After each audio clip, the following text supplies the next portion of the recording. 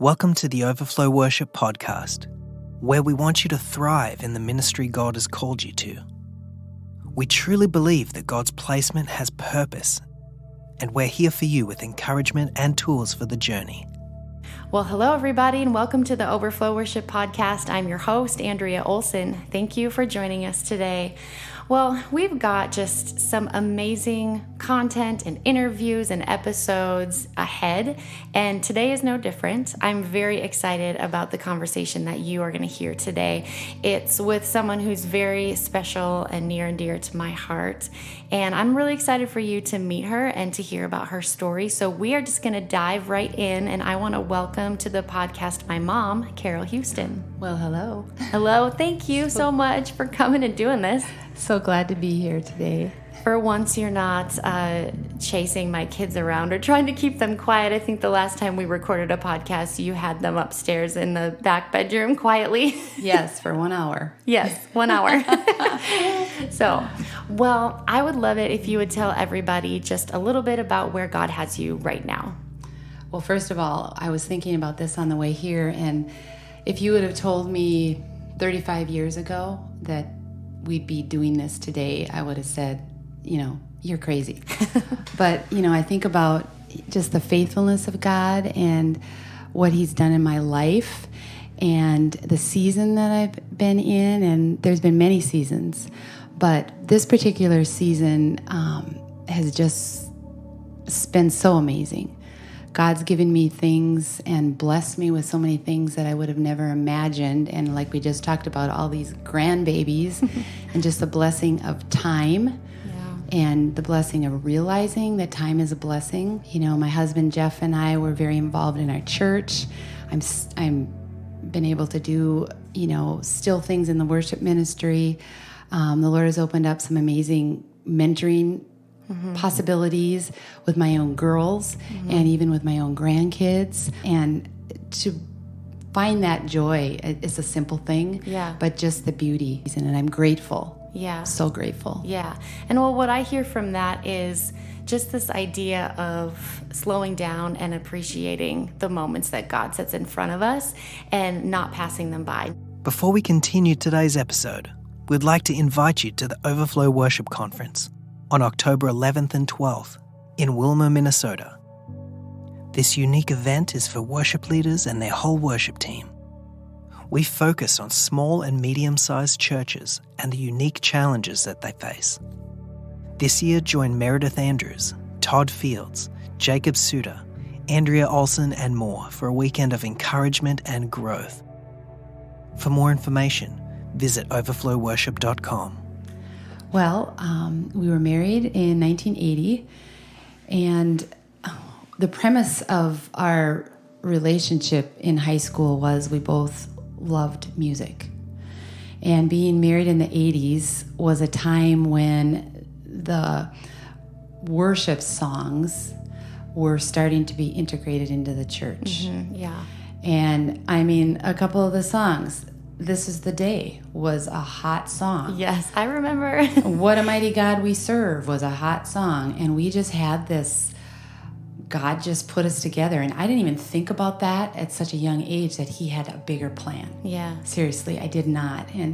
And so Jeff was active in the Baptist church, and he was a song leader. He did the little directing thing at the front, and I was really mentored by an older woman into playing piano. I'd taken lessons and all that, and so we were part of a movement in the church, and God used Jeff, your dad's leadership skills, and He used my heart for worship and helping and encouraging and growing along with him.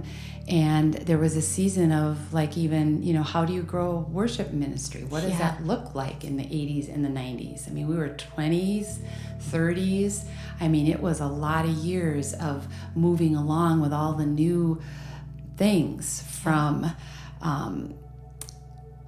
leading worship music and the integration of the hymns and the worship wars. I know we've talked about that before. Yeah. And so that was a season of growing the ministry and having more than just a piano player, having a bass player and putting some drums on the stage and praying that, if you build it, they will come. And pretty soon we had a drummer and tracks. I mean, even to this day, if you would have told me you'll have in-ears, by the way, my in-ears came in the mail and they're still in a box. And I'm like, oh my goodness. Oh, that's so exciting. So, starting from, the wedges on the floor to, you're hearing everybody and teaching the heart of worship in the church.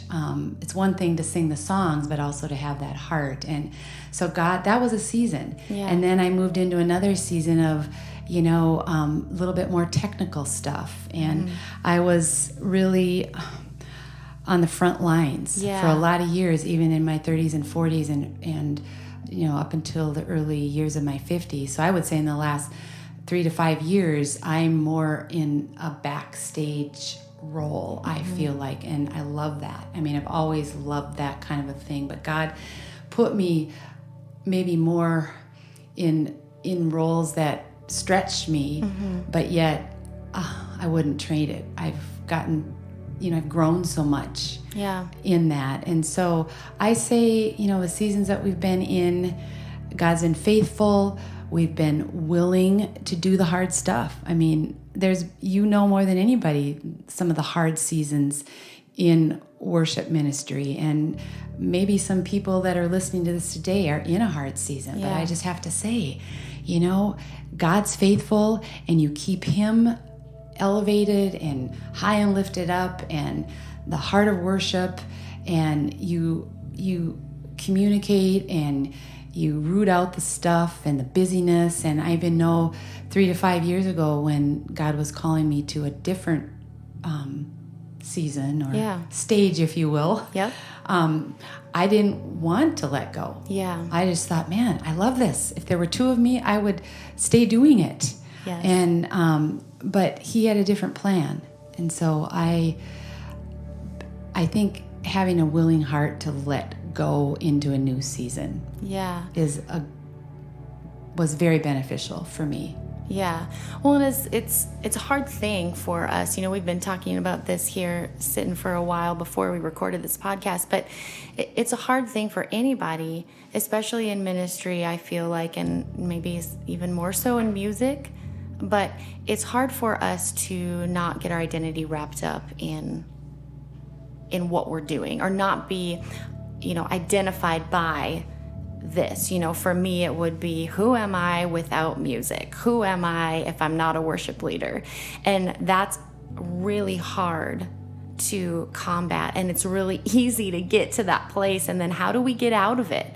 How do we let go and not have our identity be wrapped up in what we do, but rather who God has made us to be? So maybe talk a little bit about that and your journey walking through just your identity and finding your identity in the Lord, and not what He had you doing, but more who He's calling you to be. Right.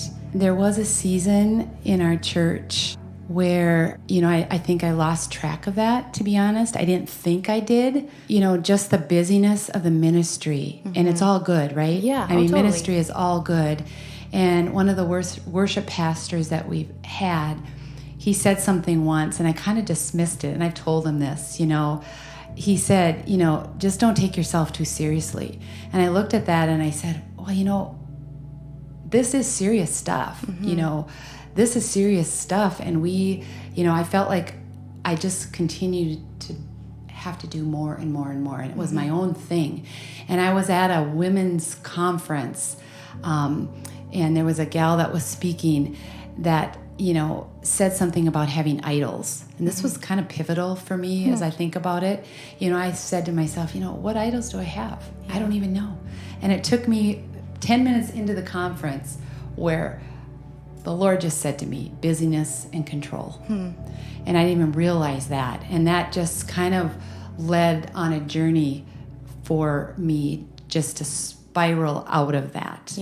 And to let go and to let others take over. I mean, there's some amazing people now in our ministry, and video tech, and just so many things that are just beyond me.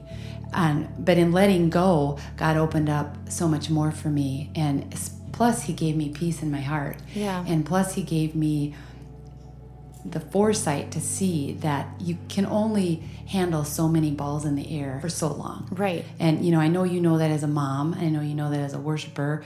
I mean, we all have so many things that we juggle.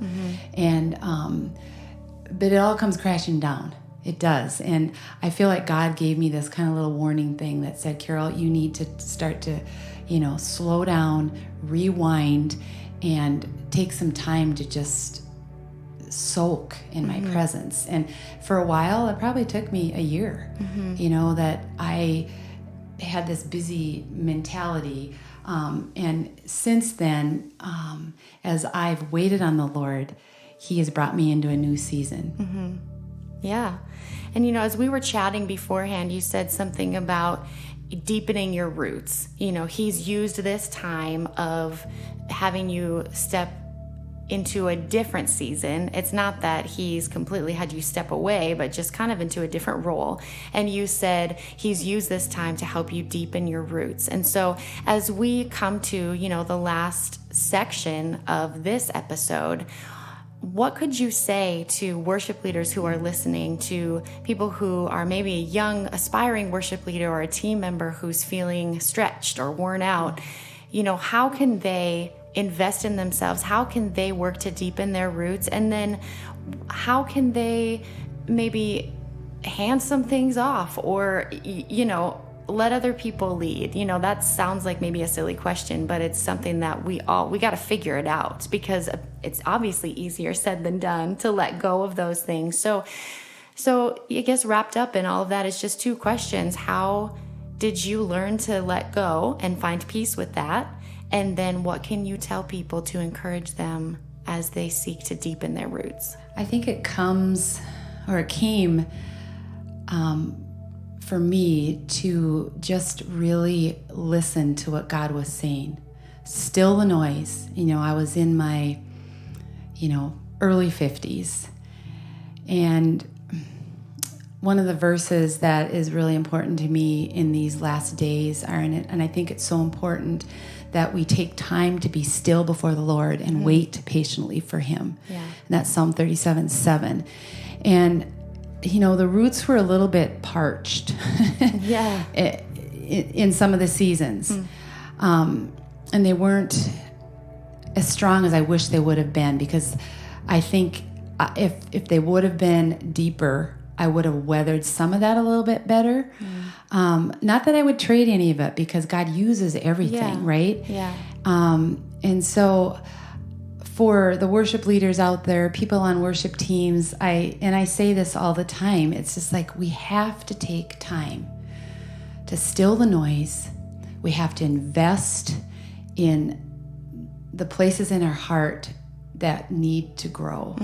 And that can only be developed, or our roots are only developed in the secret place. And that secret place for me is I sit in a room out in the country on our farm, and a certain time and a certain place. It might be someplace for other people, but there's nothing that can duplicate that time. Yeah. And the season, or the generation we're in now, let's face it, time is, who has it? Right. Right? It's so busy. We run. Right. And so I think to develop those deep roots, we need to have time to get away, to be with God. And that's where he shows you what he wants for you. As you've walked this journey of deepening your roots and just kind of, like you said, they were parched. So God has been quenching them, or, and reviving them. What are some of the things that practically you've been able to do or noticed that you've done as you've kind of stepped back? And, we've talked about empowering other people, so how do you do that? What's been really fun for me is to come alongside some of the younger worshipers in our ministry, even our worship pastor. Just to encourage them. And the empowering part, that's the hard part. It is hard to let go, but it's so important. And I think some of the things that I held on to the fear thing, and, this trying to be perfect, trying to, sing the right way. And, that fear and that anxiety, that anxiousness it's fueled really by the busyness. And when I kind of let the busyness go, I was able to still my heart on that and grow in that area. So I would say that the biggest joys for me is in this season, to be able to invest in others in those areas, and being not only listening to God, but listening to others and hearing their hearts is so important. Because we can do that whole left brain, right brain thing, and we're not really, the relational side gets lost sometimes because there's so much the technical part of the ministry. And just to slow down and take time, just get in a room all by yourself, and whatever it is, do some of that daily. And I'm really looking forward to this fall. I just have to say, this whole Deep Roots theme I've been thinking a lot about.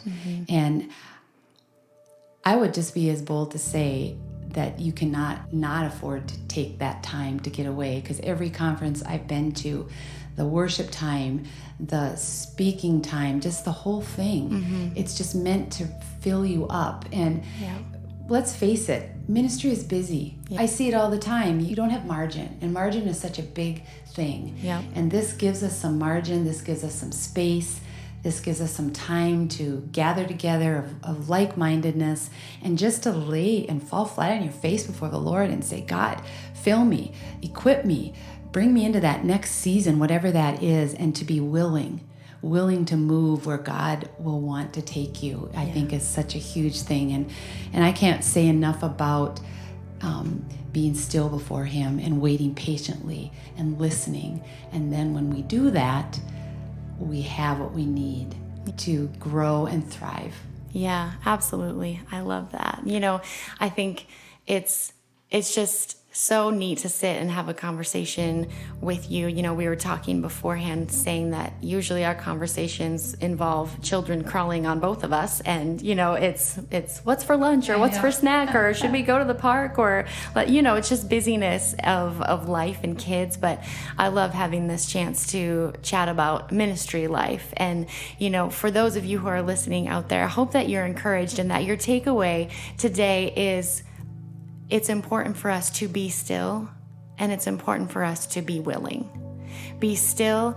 That's where it starts. Guys, if you have been a consistent podcast listener with the Overflow Worship Podcast since the beginning, it's no surprise to you that this theme keeps popping up. And I promise you, I am not fabricating this. It just keeps coming and coming and coming. You have to invest in yourself.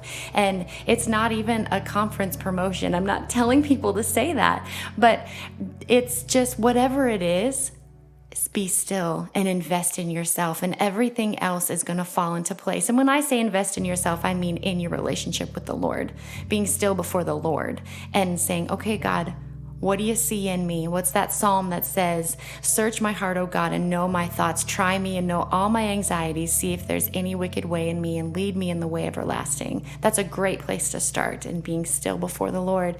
And then being willing to go wherever He leads you, whether that's out in front, like we were saying today, sometimes it's out in front leading, but sometimes it's stepping back and letting someone else, and being willing to do that because it's all for the glory of God. So I hope that you were encouraged today. Mom, thank you so much for such an honor. Yeah, thank you. So much fun. Thank you for being here and sharing your heart. And we just are grateful to hear wisdom from somebody who has been through seasons, because we all, whether we're in a good season or a hard season, there are a lot of us out there in ministry who haven't weathered as many seasons. And so it's always helpful and wonderful for us to glean from those who have and who are willing to share. So thank you for that. Thank you for listening to the Overflow Worship Podcast. To stay up to date, please subscribe for the latest episodes and information. To learn more about the ministry of Overflow, visit overflowworship.com. If you have questions or prayer requests, we would love to hear from you. You can reach us at info@overflowworship.com.